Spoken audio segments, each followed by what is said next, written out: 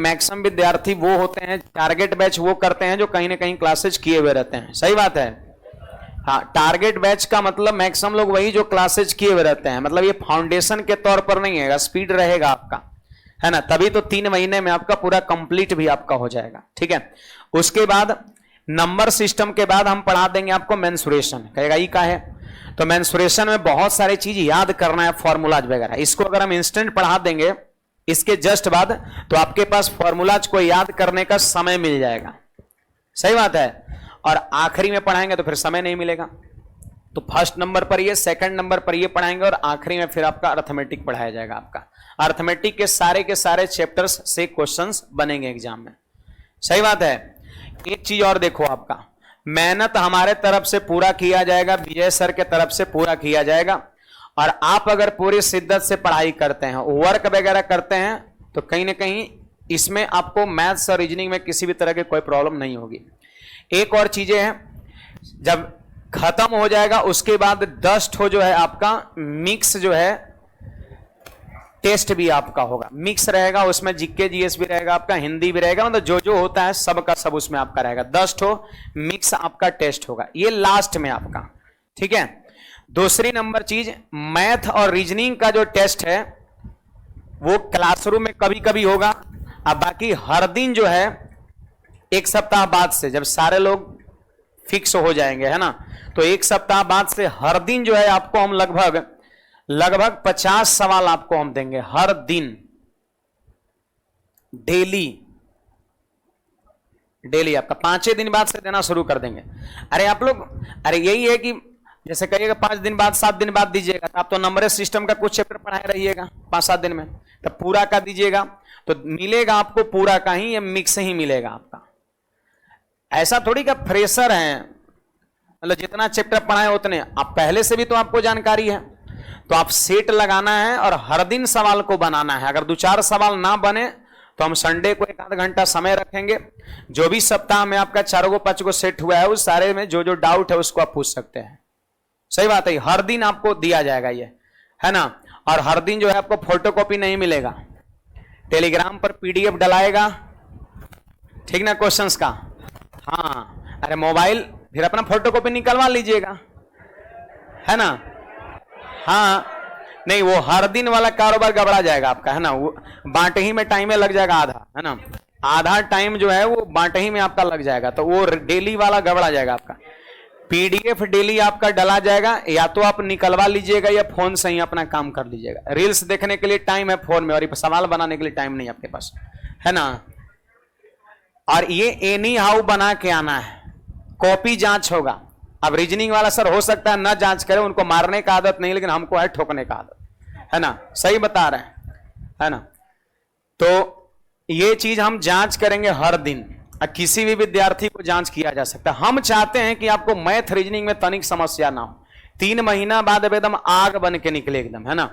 हम ये चाहते हैं यहाँ पर, है ना। तो इसके लिए आपको ये करना पड़ेगा। 25 मैथ्स का रहेगा, 25 रीजनिंग का भी रहेगा।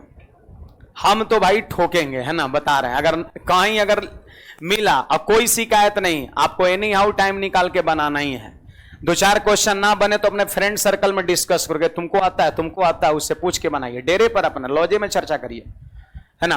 और हर दिन कॉपी में ये चीजें हमको सॉल्यूशन, बस कॉपी में सॉल्यूशन ही रहेगा, पन्ना फाड़ के लेते आइएगा, सॉल्यूशन पैकेट में रखिएगा। अरे एक पन्ना में 50 सवाल काफी है, आप बस हमको दिखना चाहिए कि आपने मेहनत किया है इस पर। समझ में आया बात। ये हमारा प्लानिंग है, और ये अगले सप्ताह से आपको ये हर दिन मिलने लगेगा। और एनी हाउ बना के आना है, किसी को पूछा जा सकता है, नहीं बताइएगा।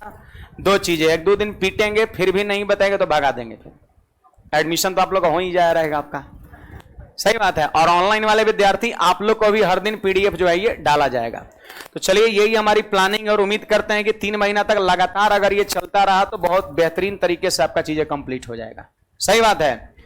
तो बाकी शुरू करते हैं। नंबर सिस्टम हमारा पहला टॉपिक आज का होगा आपका, है ना।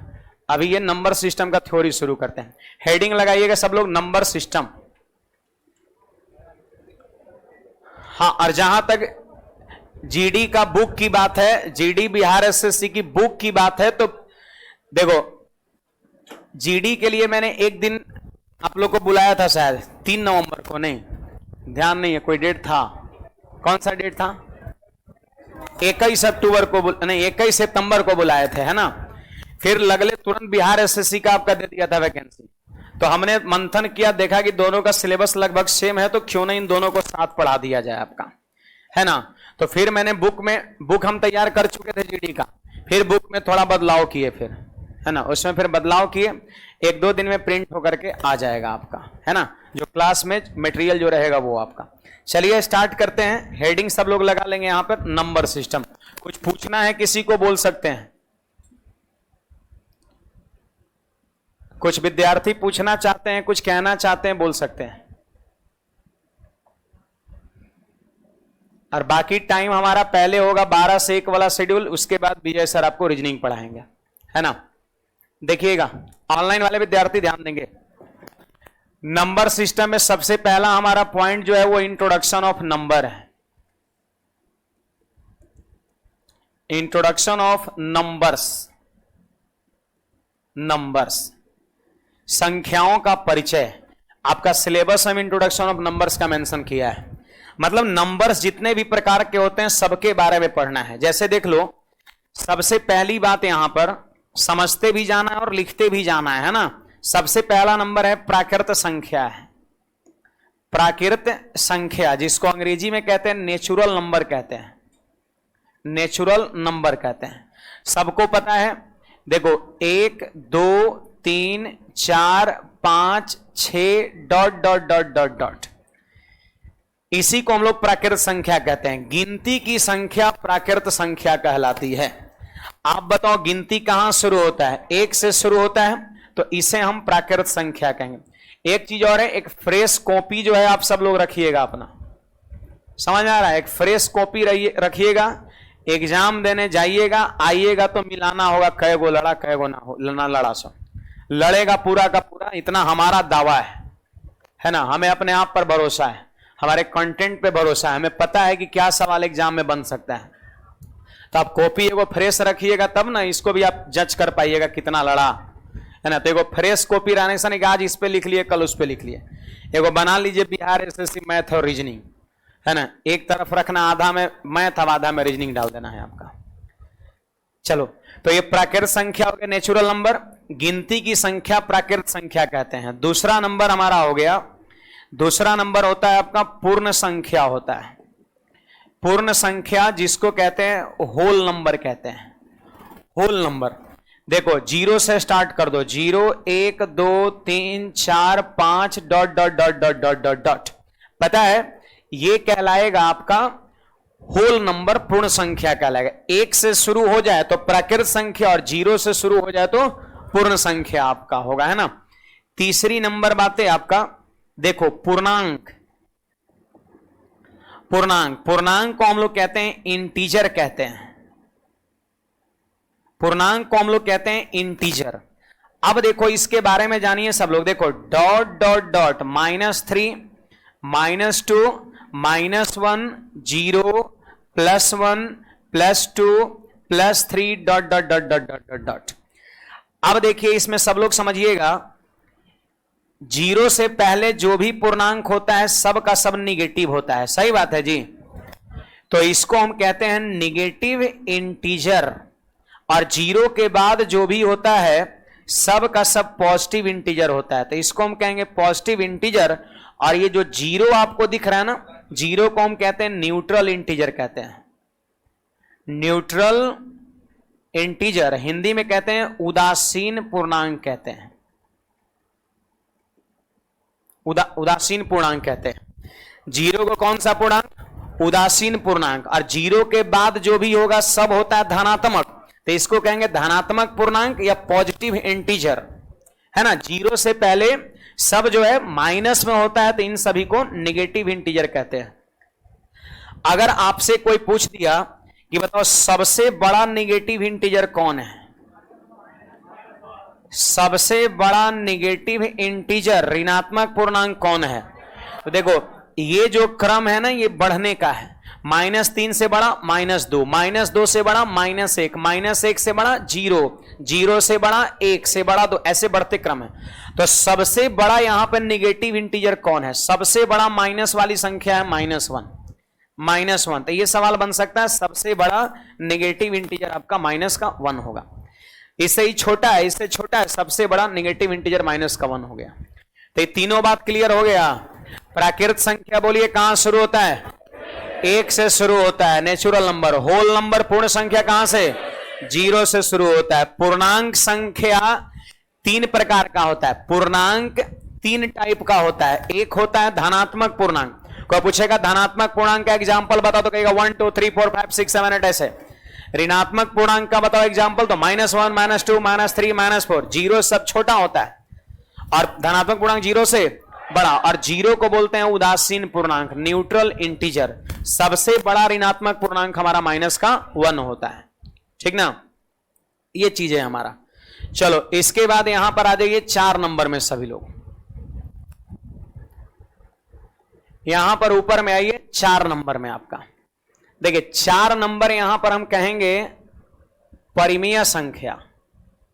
4 नंबर कहेंगे हम परिमेय संख्या, जिसको अंग्रेजी में कहते हैं रेशनल नंबर कहते हैं। रेशनल नंबर कहते हैं। देखो इसका मतलब क्या है कि जिसे वो संख्या जिसे p/q के रूप में लिख सके। डाउट रहेगा पूछिएगा। वो संख्या जिसे p/q के रूप में लिख सके। जहां पर कई कहेगा सर p और q क्या होता है, तो देखो p और q जो होगा वो इंटीजर होगा, पूर्णांक होगा। देखो इंटीजर p और q का मान इसमें से कोई भी हो सकता है। एक कंडीशन है कि q कभी भी 0 नहीं होना चाहिए। कहोगे क्यों q 0 क्यों नहीं होना चाहिए? तो जरा सोचिए, ये p/q है। अगर हम q के जगह पर 0 लिख देंगे तो पता है इसका मान फिर क्या अनडिफाइंड हो जाएगा। अगर यहां पर हम 0 बैठा देंगे, जैसे देखिए हमने क्या कहा कि परिमेय संख्या वो होता है जिसे p/q बट्टा में लिख सकते हैं। अब p भी इंटीजर और q भी इंटीजर। इंटीजर माइनस में भी हो सकता है, प्लस में भी हो सकता है, 0 भी हो सकता है। इसी को तो इंटीजर बोलते हैं। इंटीजर कितने टाइप का होता है? 3 टाइप का, धनात्मक, ऋणात्मक, उदासीन। तो यहां p और q क्या है? इंटीजर। लेकिन कहता है नीचे वाला 0 नहीं होना चाहिए। क्यों नहीं होना चाहिए? क्योंकि क्यों भी कोई भी भिन्न का हर अगर 0 होगा, देखो एनी नंबर अपॉन 0 इसका मान इंफिनिटी होता है। और इंफिनिटी मतलब क्या? अनंत, जिसका कोई अंत ना हो, जो कोई फिक्स नहीं हो। अनंत का कोई फिक्स वैल्यू नहीं होता है। ऐसा नहीं कि इतना ही को अनंत बोलते हैं, ऐसा कुछ नहीं होता है। तो एनी नंबर अपॉन 0 को हम इंफिनिटी कहते हैं। इस बात का ध्यान रखना है सभी को, ठीक है। और q is not equal to 0 यहां पे हो जाएगा। जैसे देखो फॉर एग्जाम्पल परिमेय संख्या, कुछ उदाहरण तो लिख लीजिए सभी लोग। जैसे आप डाल सकते हो 3/4। 7 को परिमेय कहेंगे। कुछ लोग कहेंगे क्या सर 7 p/q के फॉर्म में है? तो क्यों नहीं है? बट्टा में 1 छुपा हुआ है यहां पर, बट्टा में 1 छुपा हुआ है यहां पर, है ना। तो 7 भी परिमेय संख्या। बोलो पाई की वैल्यू 22/7 और बोलिए 3.14। ये सब का सब जो है ना वो परिमेय संख्या है। पॉइंट वाला संख्या को भी परिमेय बोलते हैं, जो भिन्न में है वो भी परिमेय बोलते हैं। अगर कोई माइनस में है, माइनस का 3/4 तो भी क्या है? परिमेय आपका है। माइनस में हो, प्लस में हो, खाली याद रखना नीचे में 0 नहीं होना चाहिए बस। बाकी परिमेय संख्या सबको कहेंगे, ठीक है। रूट में नहीं होना चाहिए। एक और एग्जांपल यहां पे हम ऐड कर लेते हैं। एक बात बताओ, √9 क्या है? परिमेय की अपरिमेय? √9 की वैल्यू होता है 3। रूट से बाहर निकल गया ना तो इसका मान परिमेय हो जाएगा। लेकिन अगर यहां पे √3 रहता तो 3 का कोई स्क्वायर वैल्यू, रूट वैल्यू नहीं होता है प्रॉपर, तो फिर वो इरेशनल होता आपका। चलिए लिख लिए सभी लोग इतना। इसके बाद आ जाओ हमारा 5वां नंबर। आपका 5वां नंबर हो गया हमारा अपरिमेय हो गया आपका। अपरिमेय संख्या जिसको हम लोग कहते हैं इरेशनल नंबर कहते हैं हम लोग, है ना। आइए इरेशनल किसको कहते हैं? तो सीधी सी बात है, जिसे p/q में लिख दे तो रेशनल आप P बाई क्यू के रूप में जिसे नहीं लिखा जा सके तो इरेशनल हो गया, है ना। ये चीज कह सकते हैं P बाई क्यू के रूप में नहीं लिखा जा सके, है ना, या रूट वाली संख्या को भी क्या कहते हैं, अपरमेय संख्या कहते हैं। फॉर एग्जाम्पल आप बताइए जी √3, अब कुछ लोग सोचेंगे सर √3/1 तो हो ही रहा है P बाई क्यू के रूप में। आप बताइए √3/1 ये तो है ही P बाई क्यू के रूप में, है ना, तो इसको अपरमेय क्यों कहें, बोलिए अपरमेय क्यों कहें। तो इसका जवाब यहां पर है, क्या है कि P और Q क्या होना चाहिए, इंटीजर। ये P बाई क्यू के रूप में है तो ऐसा नहीं कि इसको हम प्रमेय कह देंगे। प्रमेय के लिए कंडीशन है कि P और Q इंटीजर होना चाहिए। आप बताओ 1 तो इंटीजर है क्या, √3 इंटीजर है क्या, नॉट इक्वल टू इंटीजर। √3 को हम इंटीजर नहीं कहते। इंटीजर मतलब जो पूरा पूरी हो, प्लस में ना था माइनस में। ये वाला ऊपर वाला क्या इंटीजर है, तो इंटीजर नहीं है तो ये परमेय नहीं है, क्या है, अपरमेय है। रूट वाला जितना भी संख्या होगा सब का सब अपरमेय कहलाएगा। 5√7 भी क्या होगा, अपरमेय होगा। पाई आपको पता है ना, पाई एक सिंबल है जो कि अपरमेय संख्या है, लेकिन पाई की वैल्यू 22/7 है, वो क्या है, परमेय संख्या। यस, और कुछ कुछ सिंबल जैसे देखो स्मॉल ई नेपियन कांस्टेंट होता है, या फिर एक्सपोनेंशियल भी लोग कहता है इसको, है ना। तो ये जो चिन्ह है ना, ये भी क्या है, अपरमेय के श्रेणी में जाएगा। आप लोग साइंस पढ़ते हैं, साइंस में जो छोटकी जी होता है 9.8 मीटर पर सेकंड, वो भी अपरमेय ही होता है। आप कैपिटल जी पढ़ते हैं 6.67 इंटू 10⁻11 साइंस में पढ़ते हैं ना। तो ये सब जितने भी सिंबॉलिक है ना, ये सारे के सारे इरेशनल में आता है। जितने भी सिंबल होता है, चिन्ह होता है, सब इरेशनल में, बट इसकी वैल्यूज किस में, रेशनल में आता है ना। नोट कर लिए।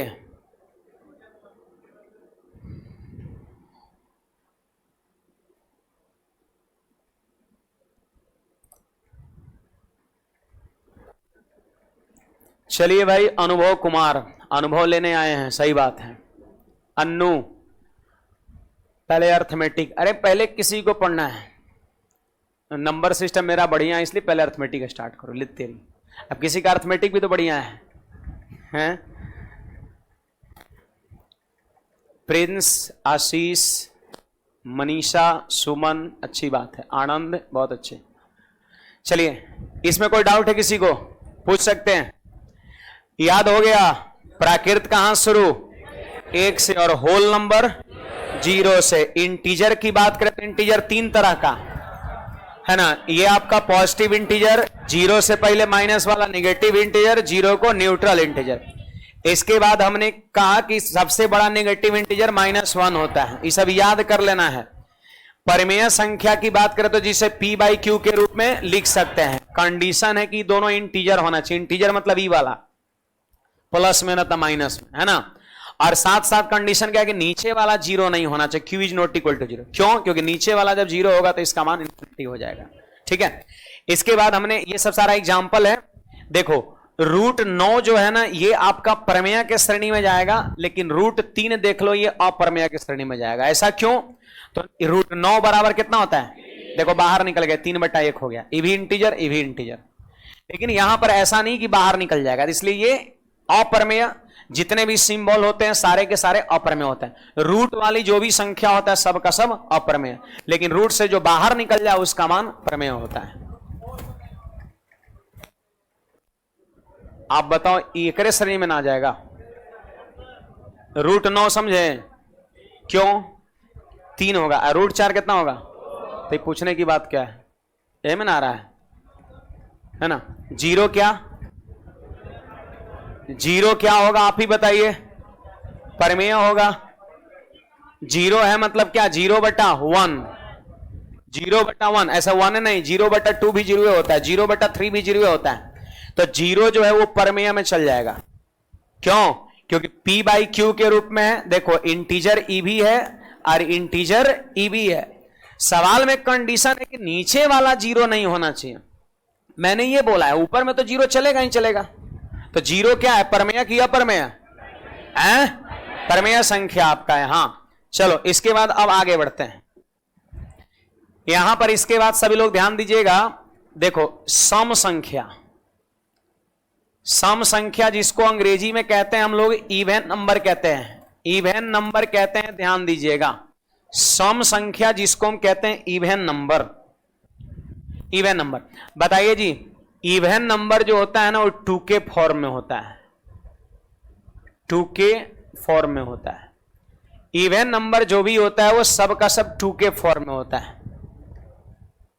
आपको कहेगा सर k क्या है, तो k जो है वो इंटीजर है, k जो है इंटीजर। आप k का मान कुछ भी बैठा दो, इंटीजर, इंटीजर माइनस में भी होता है और इंटीजर प्लस में भी होता है। तो कुछ भी बैठा लीजिए, कुछ भी बैठा लीजिए, कुछ भी बैठा लीजिए, कोई भी इंटीजर बैठाओ। बोलिए k का मान हम -2 बैठाएंगे, k का मान -2 बैठाएंगे तो बोलिए क्या होगा, -4। -1 बैठाइए तो -2, k का मान 0 बैठाइए तो 0, k का मान 1 बैठाएंगे तो 2, k का मान 2 बैठाएंगे तो 2 दूना 4, k का मान 3 बैठाएंगे 3 दूना। तो ये सब का सब जो है ना वो इवन नंबर है, सब का सब इवन नंबर है। कोई पूछेगा जीरो क्या है, इवन की ऑड, तो आपका जवाब होगा इवन। गूगल बाबा पे सर्च करिए, है ना, जीरो बताएगा आपका इवन नंबर है। जीरो भी जो है ना वो भी इवन नंबर है। क्या -2 इवन नंबर है? 100% है। -4 भी इवन है। लेकिन यूज में हम लोग इवन जानते हैं इसको करते हैं, पॉजिटिव वाले का यूज करते हैं, समझ लें। यूज में होता है, जानते हो, यूज में पॉजिटिव इवन यूज होता है 2 4 6 8 10। हम लोग जब सवाल उवाल में यूज करेंगे, सबसे पहला अगर कोई इवन कहेगा तो हम यूज करेंगे क्या, 2। सबसे पहला इवन नंबर यूज क्या करेंगे, 2। लेकिन जानकारी के लिए मैंने आपको बता दिया कि जीरो भी इवन है, -2 -4 -6 -8 -10 ये सब भी इवन नंबर है। सही बात है। इवन नंबर किस फॉर्म में होता है बोलो, 2k फॉर्म में आपका, जहां पर k क्या होगा, कोई इंटीजर आपका, और अगर इंटीजर आपका +-0 कुछ भी हो सकता है ना। तो हमने बैठाया तो ये सब मिला। तो याद रखना इवन नंबर का एग्जांपल सब है, लेकिन जनरली यूज में हम लोग इवन कहां से करते हैं, 2 से, है ना। पहला इवन नंबर तो यहां पर हम 2 यूज करेंगे, लेकिन होता सब है, ठीक ना। इसके बाद आ जाइए यहां पर विषम संख्या। देखो जी, विषम संख्या को हम कहते हैं ऑड नंबर कहते हैं। क्या कहते हैं, ऑड नंबर कहते हैं। हाँ, और ऑड नंबर देख लीजिए किस फॉर्म में होता है। ऑड नंबर जो होता है वो होता है 2k +-1, 2k +-1 फॉर्म में होता है। देखो 2k क्या है, ये 2k इवन है। 2k क्या है, इवन। इवन में एक जोड़ दीजिए तो भी ऑड बन जाएगा, और इवन में एक घटा दीजिए तो भी ऑड बन जाएगा। सही बात है। जैसे 2k क्या इवन है, इवन में एक जोड़िए, इवन को एक बढ़ा दीजिए तो ऑड बन जाएगा, और इवन को एक घटा दीजिए तो ऑड। जैसे 6 है, एक बढ़ाइए 7, विषम संख्या हो गया। 6 को एक घटाइए 5, विषम संख्या हो गया। तो सम में एक बढ़ा दो या एक घटा दो, विषम हमारा तैयार हो जाएगा। फॉर एग्जाम्पल देखो विषम में सब आता है, -3 -1, सॉरी आप प्लस का 1 प्लस का 3 प्लस का 5 प्लस का 7 ... लेकिन याद रखना यूज में जो है ना, यूज में आपका सबसे पहला विषम 1 ही आता है ना। कोई पूछेगा -3, ऐसे पूछेगा -3 एकदम हिगरा के क्या ये विषम है, तो आपका जवाब होगा 100% है ना। क्या -2 इवन है, तो 100% आपका है। क्या ये ऑड है माइनस वाला, तो बिल्कुल आपका ऑड है। लेकिन यूज में आता है सबसे पहला ऑड 1, और यूज में आता है सबसे पहला इवन 2 होता है आपका, जो सवाल बनाने में हम लोग यूज करते हैं। कुछ कहना है इसमें किसी को? इवन ऑड क्लियर है। इवन तो ऐसे भी आदमी कहता है कि जो 2 से पूरा कट जाए इवन, सही बात है। और जो 2 से पूरा ना कटे वो ऑड हो गया, है ना। ये इवन नंबर और ये हो गया ऑड नंबर हो गया। आगे बढ़े, छापते भी जाना है, समझते भी जाना है, डाउट है पूछते भी जाना है। देखो अगला हमारा हो गया अभाज्य संख्या हो गया। अभाज्य संख्या जिसको हम कहते हैं प्राइम नंबर कहते हैं। अभाज्य संख्या जिसको हम कहते हैं प्राइम नंबर। अभाज्य संख्या जिसको हम कहेंगे प्राइम नंबर कहेंगे। आप देखिएगा अभाज्य संख्या जिसको हम कहेंगे प्राइम नंबर, जरा ध्यान दीजिएगा सभी लोग। देखो बड़ा सरल बात है। वैसी संख्या जो एक एवं स्वयं से कटे। वैसी संख्या जो एक एवं स्वयं मतलब समझ रहे ना, अपने आप से कटे आपका, उसी को हम अभाज्य संख्या कहते हैं जी। अभाज्य संख्या का एक और नाम है, पता है सबको? बोलिए क्या होता है? ऋण संख्या, एक और इसका नाम है। अभाज्य को ऋण संख्या कहते हैं। आइए ना यहां पर देखते हैं। आप बताइए सबसे पहली संख्या कौन है जो एक और स्वयं से कटता है? 2, एक से भी कटता है और 2 अपने आप से भी कटता है। इसके बाद हम बात करें 3, 5, 7, 11, 13 dot dot dot dot dot. देखो सबसे ज्यादा इन संख्या में इंपॉर्टेंट जानते हैं क्वेश्चंस के दृष्टिकोण से अभाज्य ही है। एग्जाम में सबसे ज्यादा क्वेश्चन अभाज्य संख्या से ही पूछा जाता है, समझे? इसमें बहुत सारी बातें हैं, मैं आपको बता रहा हूं, समझते जाइएगा। बोलिए अभाज्य संख्या किसको कहेंगे? जो एक और अपने आप से कटेगा। हाँ, ये चीजें आपका ध्यान रखना है। और यह अभाज्य संख्या का कुछ एग्जाम्पल है। एक बात बताओ, इसमें सम अभाज्य संख्या कौन होता है? 2 होता है। पहली बात है सम अभाज्य संख्या 2 होता है। अच्छा, 2 के बाद जितना अभाज्य संख्या, 2 को छोड़ दीजिए, जितना इधर अभाज्य संख्या लीजिएगा सब का सब क्या होगा? विषम होगा। सम अभाज्य संख्या यही एगो सिर्फ होबे करता है। कौन होता है? 2 होता है। ओकर बाद सब विषम होता है। इसके बाद आप आ जाओ, कोई कहेगा गुणनखंड की संख्या। गुणनखंड की संख्या आपका कहेगा कि इसका कै गो गुणनखंड है। तब डिफिनेशन में क्या पढ़े कि वैसी संख्या जो एक और स्वयं से कटे, जो एक से कटे और अपने आप से कटे। एक से भी कटे और खुद से भी कटेगा। तो कै गो संख्या से कट रहा है? 2 गो से। किससे किससे? एक और स्वयं से। तो याद रखना है गुणनखंड की संख्या 2 हो जाएगा। कोई पूछे कौन कौन, तो आपका जवाब होगा सर एक और स्वयं। एक और स्वयं आपका हो जाएगा, गुणनखंड की संख्या हो जाएगा। फिर इसके बाद देखिए यहां पर, फिर यहां पर देखिएगा 6 के +-1 फॉर्म में। देखो अभाज्य संख्या जो भी होता है ना, वो 6 के +-1 फॉर्म में होता है। 6 के +-1 फॉर्म में होता है। यहां पर 6 के +-1 में होता है, इसी फॉर्म में होता है। अपवाद में यहां पर 2 गो आता है। जानते हो कौन कौन? 2 और 3 आता है अपवाद में। देखिए इसका मतलब लोग इससे नहीं समझ रहे, मैं बता रहा हूं, सुनिएगा।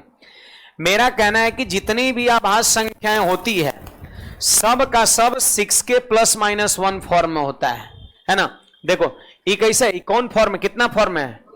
2 के फॉर्म में। इवन नंबर, ऑड नंबर 2 के +-1 फॉर्म में। ठीक उसी प्रकार जितने भी प्राइम नंबर होते हैं सब का सब 6 के +-1 फॉर्म में होते हैं। अपवाद में खाली 2 और 3 है। जैसे मैं दिखा रहा हूं, देखो 2 और 3 को आप छोड़ दो, क्या लिखा है? 5। तो 5 पक्का इस फॉर्म में है। आप के का मान 1 बैठाओ, 6 एकम 6 में से 1 घटाइए 5। 7 जो है वो भी देख लीजिए, 1 बैठाइए, 6 एकम 6 और +1 7। 11 चेक कर लीजिए, तो देखिए 2 रखिए, 6 दूना 12 में से 1 घटेगा 11, 12 में 1 जुटेगा 13। यानी जितने भी इन दोनों के अलावे प्राइम नंबर होता है, जितना भी, याद रखना सब के सब इसी फॉर्म में होता है। क्या है प्राइम नंबर का फॉर्म? 6 के +-1 इसी फॉर्म पर होता है ना। यह भी ध्यान रखना है आप सभी को। अब जैसे देखिए यहां पर आपको एक मोबाइल नंबर हम बता रहे हैं। मोबाइल नंबर आपको हम बता रहे हैं 44 का आधा 22, यहां पर हो गया 32, देखो 32 क्या होता है, 3 पर 2, उलट दीजिए 2 पर 3 23 और लास्ट में 21, है ना। ये मोबाइल नंबर है, बड़ा काम का चीज है, फोन लगाइएगा नहीं लगेगा, है ना। आभाज नंबर के पास फोन लगेगा। देखो एक 10 अंक का मोबाइल नंबर हमने दिया, आप यहीं पे याद करो, मैं याद करा रहा हूं। 44 से शुरू करना है और 44 का आधा कितना होता है, 22 होता है। 44 का आधा 22, अब फिर 32, 32 3 पर 2 होता है ना, अगला बार उलट दो, 2 पर 3 23, 32 23 और लास्ट में 21 21 21, याद हुआ। 44, 44 का आधा 22, 32 3 पर 2, फिर 2 पर 3 23 और फिर लास्ट में 21 आपका। बोलिए तो एक बार, 44 22 32 23 21, याद हो गया। देखो बड़ा काम का चीज है ये जो आपका है ना, ये जो आपका भाज दिख रहा है ये 1 से 10 तक है। कोई कहेगा 1 से 10 तक कितनी आभास संख्या, 4 गो आपका है, गिन लो 1 2 3 4, 1 से 10 तक है। फिर इसके बाद जानते हैं ये क्या है, ये है जानते हैं 10 से 20 तक है। तो उम्मीद करते हैं आप पकड़ लिए होंगे। 10 से 20, 20 से 30, 30 से 40, 40 से 50, 50 से 60, 60 से 70, 70 से 80, 80 से 90 और 90 से 100 आपका। ये है 90 से 100 के बीच सिर्फ एक एक होता है। 90 से 100 के बीच सिर्फ एक ही आभास संख्या होता है, बता सकते हैं 97। 97, 90 और 100 के बीच में सिर्फ एक ही आभास संख्या होता है 97, जो सिर्फ 1 से कटता है और अपने आप से कटता है। तो ये मोबाइल नंबर में बताएगा 1 से 10 तक कितना, 10 से 20 तक कितना, 20 से 30 तक कितना, 30 से 40 तक कितना। ये याद हो गया सबको। 44, 44 का 22 3 पर 2 32, उलट दीजिए 2 पर 3 23 और लास्ट में याद रखना है कि एगो होता है 90 100 97, तो वही 21 21 एक लास्ट में, ठीक ना। इसके बाद यहां पर इतना लिख लिए,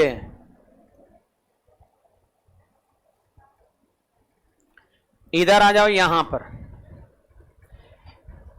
1 से 25 तक आभास संख्या 9 गो,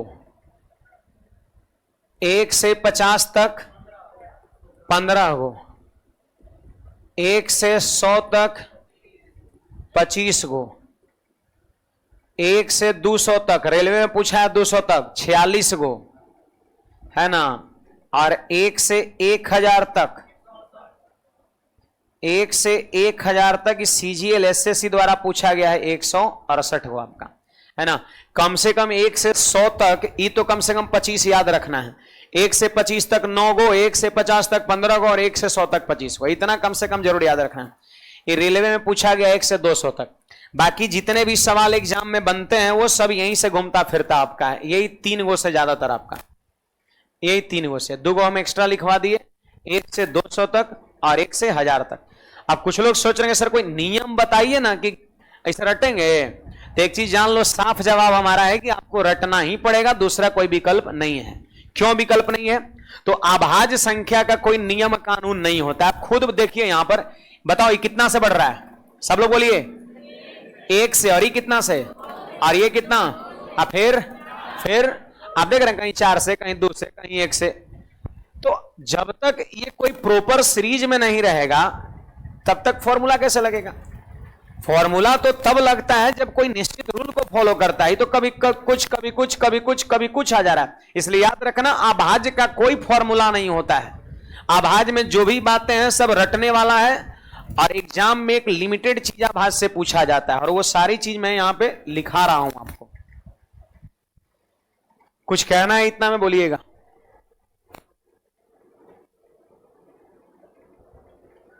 बलराम मंडल, टाइम है भाई 12 से 1 है, 12 से 1 मैथ्स होगा और 1 से 2 आपका रीजनिंग होगा, ये ध्यान रखना है।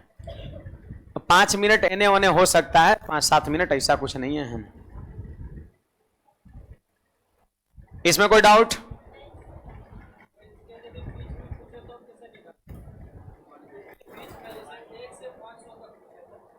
नहीं, 500 तक नहीं पूछेगा। मैंने क्या बोला कि यहीं तक आपका बनेगा। 100 तक में 20 तक आ सकता है, 1 से 60, 1 से 70 ऐसे आपका। हाँ तो निकाल सकते हैं, 1 से 50 तक कै गो? 15 गो। और 1 से 70 तक लेना है। तो एक तो और तरीका है, 70 तक है तो मोबाइल नंबर का शुरू वाला 7 को ले लीजिए आप। मोबाइल नंबर का ऐसे झट से लिख देना है 44 और 22 और 32 और 23, 7 को लेना है, खाली इतना जोड़ दीजिए, 1 2 3 4 5 6 7 जोड़ दीजिए, 4 4 8 2 10 2 12 12 3 15 2 17 2 19 19 आंसर हो जाएगा आपका। मोबाइल नंबर भी काफी हेल्प करता है। 1 से 60 तक है तो शुरू वाला 6 को ले लीजिए आप। 1 से 90 तक है तो शुरू वाला 9 को ले लीजिए आप। और 90 तक में शुरू वाला 9 का, 1 से 100 तक याद है ना 25 गो, और 90 से 100 तक एक एक गो होबे करता है, तो वो कम कर दीजिए, 24 गो 1 से 90 तक हो जाएगा, है ना। तो ये भी काफी आपको हेल्प करेगा ये, है ना। लिख लिए इतना। चलिए इसके बाद यहां पर ध्यान दीजिए, देखो यहां पर 2 अंकों की लिखिएगा, 2 अंकों की सबसे बड़ी अभाज्य संख्या। सवाल बन सकता है, ध्यान रखिएगा, 97। 3 अंकों की सबसे छोटी अभाज्य संख्या 101। 3 अंकों की सबसे बड़ी अभाज्य संख्या 997। देखिए ये टारगेट बेस सिर्फ यही 2 में काम नहीं करेगा, है ना, अन्य एग्जाम में भी आपका काम करेगा आपका, है ना। ईमानदारी से पढ़ लेते हैं तो फिर आपको टारगेट फिर किसी एग्जाम के लिए, है ना, जो इस लेवल का एग्जाम है उसमें आपको फिर वैसा जरूरत नहीं पड़ेगा। इसलिए ईमानदारी से पढ़िएगा, बहुत फायदा होगा। 3 अंकों की सबसे बड़ी आभाज्य संख्या क्या हो गया? 997। और 3 अंकों की सबसे छोटी आभाज्य संख्या 101। 2 अंकों की सबसे बड़ी आभाज्य संख्या 97 आपका हो गया। ये चीजें हैं यहां पर। चलिए इसके बाद हम बढ़ते हैं भाज्य संख्या। ध्यान दीजिएगा सभी लोग कि भाज्य संख्या क्या होता है। सबसे पहले तो भाज्य का नाम अनेकों होता है। भाज्य संख्या को हम लोग यौगिक संख्या भी कहते हैं। क्या कहते हैं? यौगिक। इसको हम लोग संयुक्त संख्या भी कहते हैं। अंग्रेजी में कहते हैं कंपोजिट नंबर। कंपोजिट नंबर कहते हैं, ठीक ना। भाज्य संख्या, यौगिक संख्या, संयुक्त संख्या बोले तो कंपोजिट नंबर। कंपोजिट नंबर यहां पे हम कहेंगे, जरा ध्यान दीजिएगा सब लोग, जरा ध्यान दीजिएगा। देखो वैसी संख्या जो एक और स्वयं के अलावे किसी और से कटे, किसी और से कटे। बात समझिए, जो एक और स्वयं से कटता है वो अभाज्य प्राइम, और जो एक और स्वयं के अलावे भी किसी और नंबर से कटता है उसको कहते हैं भाज्य संख्या कहते हैं। हाँ, उसे हम कहते हैं भाज्य संख्या। सभी लोग ध्यान दीजिएगा, उसे हम कहते हैं भाज्य संख्या। आप सभी लोग ध्यान दीजिएगा। तो आइए ना यहां पर कुछ उदाहरण देखते हैं। देखो उदाहरण में आप देखो 2 किस्में आ गया अभाज्य में, 3 किस्में अभाज्य में, तो इसके बाद 4 किस्में चल जाएगा भाज्य में चल जाएगा। यानी याद रखना सबसे पहली भाज्य संख्या जो होता है 4 होता है। 4 किससे कट रहा है? 1 से भी कट रहा है, खुद 4 से भी कट रहा है, और इसके अलावा किससे कट रहा है? 2 से। 1 से भी कट रहा है, स्वयं से भी कट रहा है, इसके अलावा 2 से कट रहा है। तो इसी को हम क्या कहेंगे? यहां पर भाज्य संख्या कहेंगे। तो 4 के बाद बोलो भाज्य आप लोग 6, 6 के बाद 8, 8 के बाद 9, 9 के बाद 10, इस तरीके से डॉट डॉट डॉट। भाज्य संख्या वो जो एक और स्वयं के अलावे किसी और से कट जाए आपका। तो सबसे पहली भाज्य संख्या याद रखना है 4 होता है ना। देखिए यहां पर सबसे पहली भाज्य संख्या 4, यहां पर सबसे पहली विषम भाज्य संख्या 9 होगा क्या? सबसे पहली विषम भाज्य संख्या, सबसे पहला विषम भाज्य कहां है? 9 है। इस सम है, सम है, सम है, विषम सबसे पहला कौन सा हो गया? 9 हो गया आपका, ये ध्यान रखना है। इसके बाद आपको ये भी ध्यान रखना है कि 1, आप एक चीज देखो 1 1 1 1 1 ना हम अभाज्य में लिए 9 और ना भाज्य में लिए। आप देख लो एग्जाम्पल खुद आप देख लीजिए, मैंने 1 को ना प्राइम में लिया है और ना ही कंपोजिट में लिया है क्या? तो याद रखना 1 नाइदर प्राइम नॉर कंपोजिट, ना अभाज्य होता है और ना ही क्या होता है, भाज्य होता है। एक क्या है तो हम कहेंगे न अभाज्य और न भाज्य होता है। कहेगा ये क्या है, ये क्यों? तो आप बताइए भाज्य संख्या का कै गो गुणनखंड होता है? 2 गो गुणनखंड, सॉरी अभाज्य संख्या का कै गो गुणनखंड होता है? 2 गो होता है। आप बताइए 1 का 2 गो गुणनखंड है? 1 का एक गो ना गुणनखंड खुद एक है?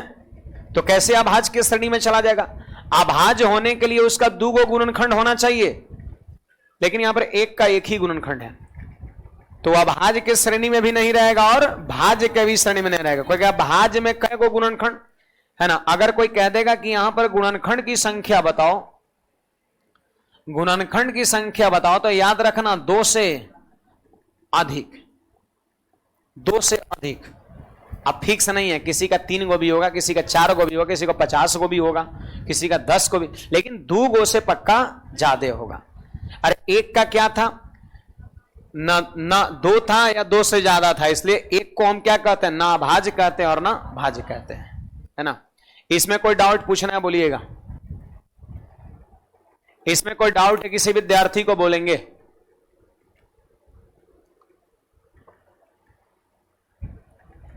बढ़े ऐसा भी याद करना है, सारा का सारा, सारा का सारा, है ना? चलो देखिए, इसके बाद यहां पर इसके बाद ध्यान दीजिएगा सब लोग, अभाज्य संख्या हो गया, भाज्य संख्या हो गया, इसके बाद हम लोग कहेंगे सह अभाज्य संख्या, सह अभाज्य संख्या, इसको हम लोग कहते हैं रिलेटिवली प्राइम, रिलेटिवली प्राइम, या फिर इसको कहते हैं को प्राइम। आई बात समझ में? सह संख्या को हम लोग रिलेटिवली प्राइम कहते हैं या फिर को प्राइम कहते हैं। कहोगे सर सह संख्या क्या होता है? बड़ा सरल बात है, देखो वैसी 2 संख्या जिसका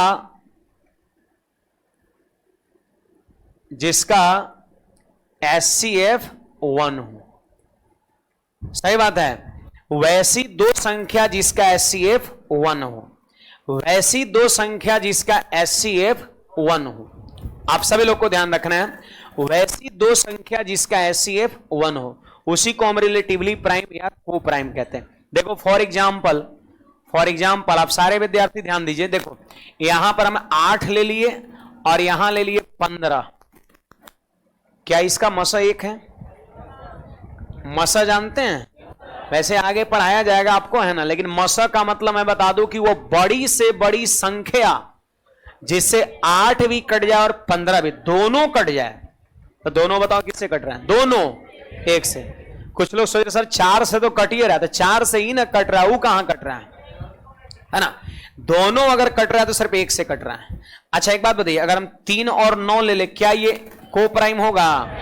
नहीं होगा, क्योंकि इसका मसा कितना है? 3 है, ये 3 से भी कट रहा है और ये भी 3 से आपका कट रहा है ना? तो ये सभी लोग ध्यान दीजिएगा, 8 15 जो है ना वो को प्राइम आपका है, ठीक ना? और ले लीजिए 3 4 क्या है? को प्राइम।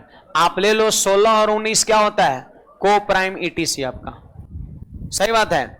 एक और बात आपको बता रहे हैं, लगातार 2 संख्या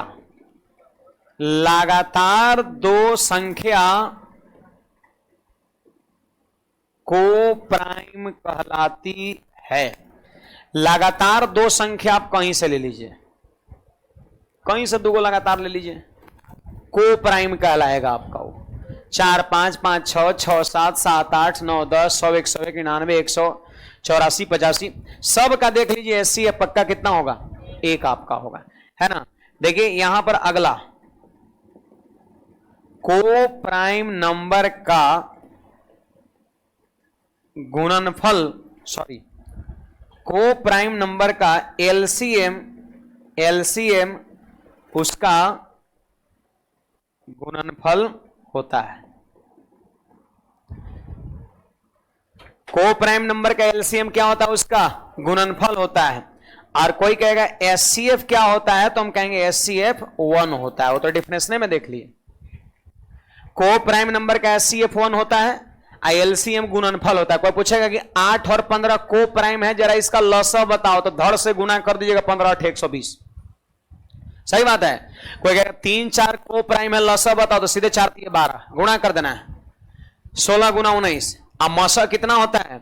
1, और लसा क्या होता है? गुणनफल किसका? को प्राइम का।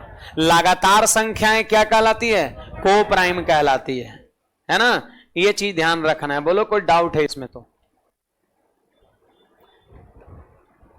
कल से गति और बढ़ जाएगा। 3 महीना में पूरा गणित खत्म, पढ़ना पड़ेगा। अगर नहीं पढ़े तो पिछड़ जाइएगा। 10 दिन अगर मार दिए, 10 दिन मटिया दिए कि 11वां दिन से पढ़ेंगे तो फिर खैर नहीं है, फिर कहानी सोडा है ना। तो डेली आप देखो कम से कम 20 मिनट 20, अभी तो खैर बहुत लगभग मैक्सिमम लोग को पता ही होगा, लेकिन फिर भी एग्जाम में सवाल यहां से आएगा तो हम भी तो दावा करेंगे ना कि हमारे मटेरियल से आया है, तो पढ़ाएंगे तब ना दावा करेंगे। इसलिए पढ़ा रहे हैं हम सारी चीज को यहां पर, है ना। देखो अभी फिलहाल 20 से 30 मिनट इन सारी चीज को आप रिवाइज करिए, याद करने का प्रयास करिए, ठीक है। एक बाद एक यहां पर है, देख लो, ट्विन प्राइम है। क्या है? ट्विन प्राइम, जिसको हम लोग जुड़वा अभाज्य कहते हैं। रेलवे में खूब पूछा गया है, आपके एग्जाम में भी बन सकता है। जुड़वा अभाज्य संख्या आपका, ठीक ना, इसको कहते हैं twin prime number. Twin prime number आपका, ट्विन मतलब जानते हैं ना, जुड़वा होता है। ट्विन मतलब जुड़वा, तो हम कहेंगे दो अभाज्य संख्या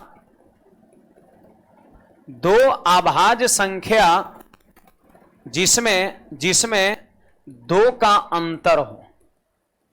2 अभाज्य संख्या जिसमें 2 का अंतर हो। 2 अभाज्य संख्या जिसमें 2 का अंतर हो। अब आप लोग से पूछ रहे हैं कि अभाज्य भी दोनों होना चाहिए और दोनों में 2 का गैप भी होना चाहिए। बोलिए कुछ अगर आपके माइंड में आ रहा है तो।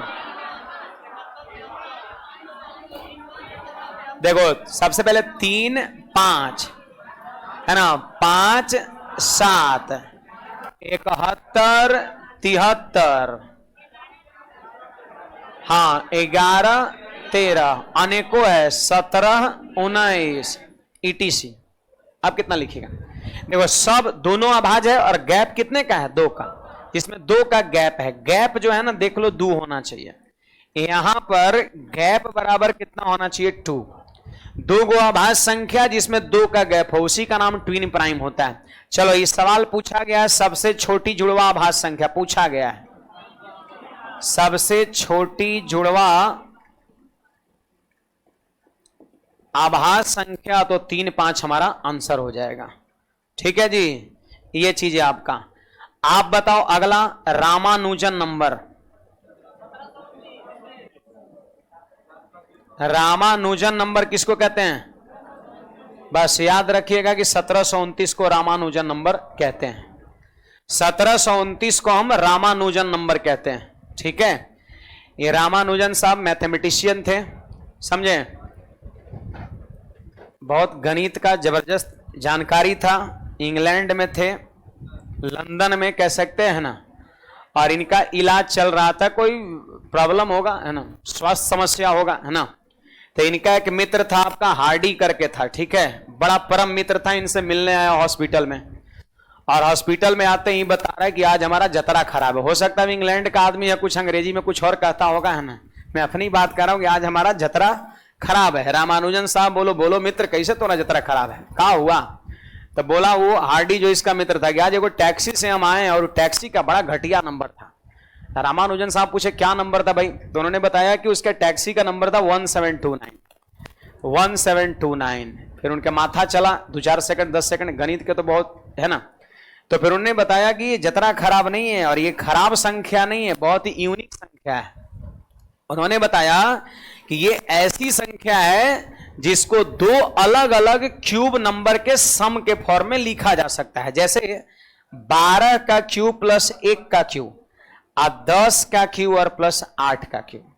यही उसने बताया कि ऐसी संख्या का खासियत यह है कि दो अलग अलग नंबर के क्यूब के सम के रूप में लिखा जा रहा है। देखो 12 का क्यूब 1728 और 1729 और 10 का क्यूब 1000 और 8 का क्यूब 512 जोड़ देंगे तो आपका हो गया कितना 9 का क्यूब, 10 का क्यूब और 9 का क्यूब 729 और 1729।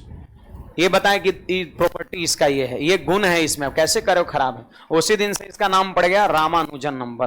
कौन होता है रामानुजन नंबर? 1729, है ना। तो मैथ्स की सेवा जो है यही समाप्त करेंगे, है ना।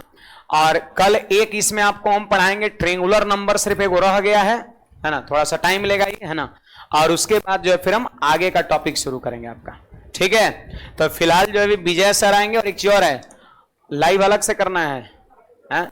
तो ऑनलाइन वाले विद्यार्थी एक और देखो, जो आपका कोर्स है उसके जस्ट बगल में रीजनिंग का एक सेक्शन बना होगा, है ना। तो रीजनिंग वाले सेक्शन पे जल्दी से चले जाइएगा, वो बैच आपका लाइव हो जाएगा, ठीक है। धन्यवाद सभी को, और सब लोग इतना करके आइएगा, ठीक ना।